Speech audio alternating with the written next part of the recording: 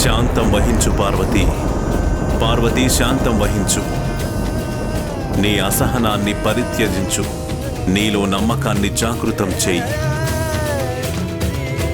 మన పుత్రుడు స్వయంగా ఆ గుహలో నుండి బయటపడడం ద్వారా తనలోని అపారమైన శక్తిని ప్రదర్శించగలడు.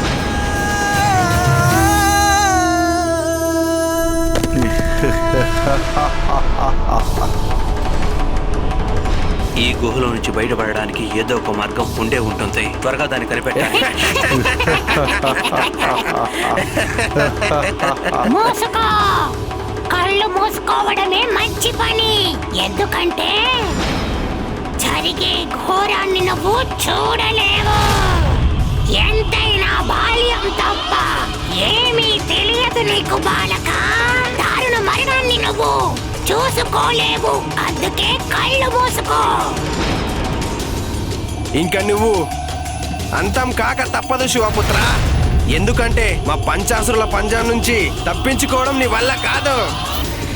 మా పంచాసురులు ఒకరికొకరు దూరం కానంత వరకు ఈ గుహ ఇలాగే ఉండిపోతుంది, స్థిరంగా ఉండిపోతుంది.